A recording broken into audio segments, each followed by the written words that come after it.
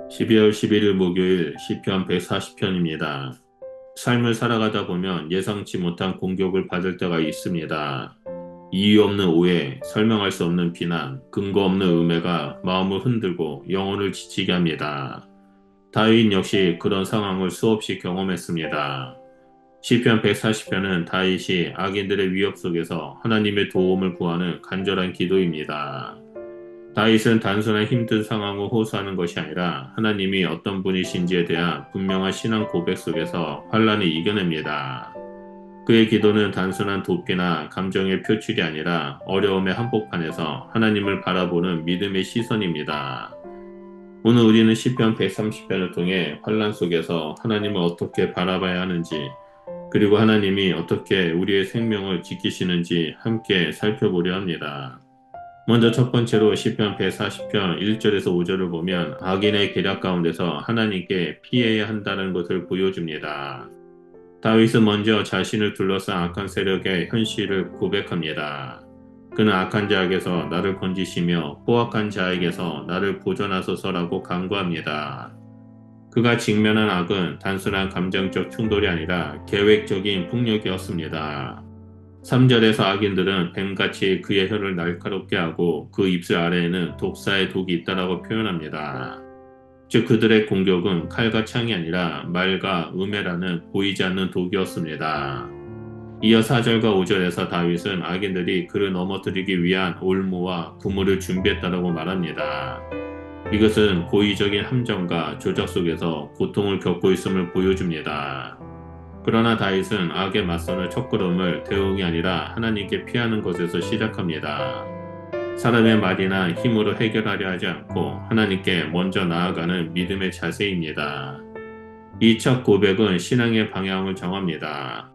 환란은 인간의 방식으로 풀려고 하면 더 얽히지만 하나님 안에서 바라보면 해결의 빛이 열리기 시작합니다. 둘째로 시편 140편 6절에서 8절을 보면 하나님은 환난 중에서도 우리의 힘과 구원이 되신다라는 사실을 볼 수 있습니다. 6절에서 다윗은 내가 여호와께 아뢰었나이다 주는 나의 하나님이시니 라고 고백합니다. 이 구절은 다윗의 신앙 중심입니다.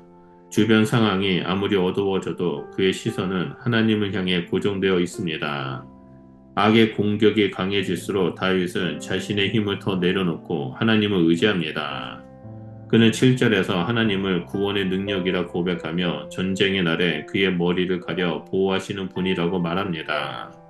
즉 하나님은 단순한 위로가 아니라 적의 공격을 막아내는 실제적인 보호자입니다. 8절에서 다윗은 악인들의 소원과 계획이 이루어지지 않게 해달라고 기도합니다. 이것은 단지 복수의 감정이 아니라 악의 세상을 지배하지 않도록 하나님께 공의를 구하는 기도입니다. 환란 속에서 우리가 기억할 것은 이것입니다. 하나님은 멀리 계신 관찰자가 아니라 지금도 우리를 지키시는 전능한 보호자라는 사실입니다.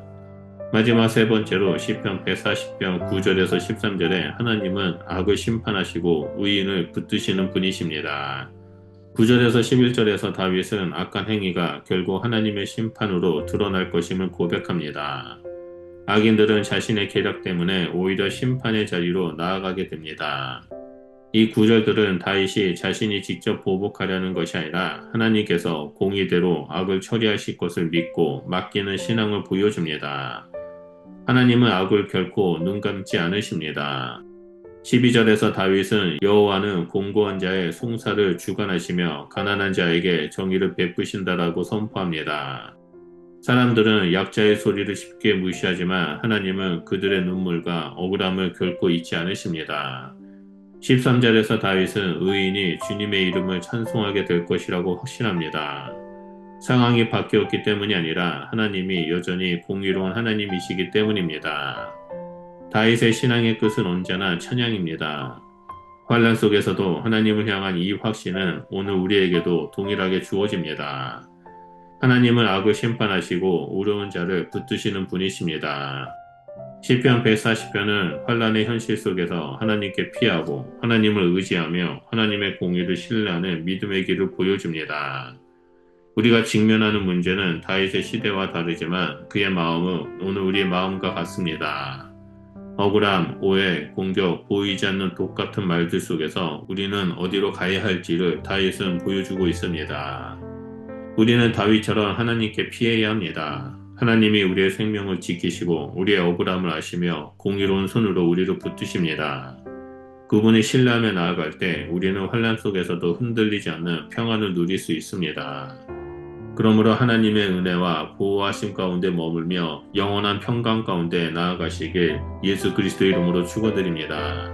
기도하겠습니다. 우리의 산성 되신 하나님, 환난과 어려움 속에서도 하나님을 바라보며 나아갑니다. 우리를 억울하게 하는 상황 가운데서도 하나님의 공의를 의지하게 하시고 우리의 생명을 지키시는 하나님의 손길을 신뢰하게 하여 주시옵소서. 악을 보호하시고 선한 길로 인도해 주시며 주의 평강으로 우리의 마음을 새롭게 하여 주시옵소서. 예수님 이름으로 기도드립니다. 아멘.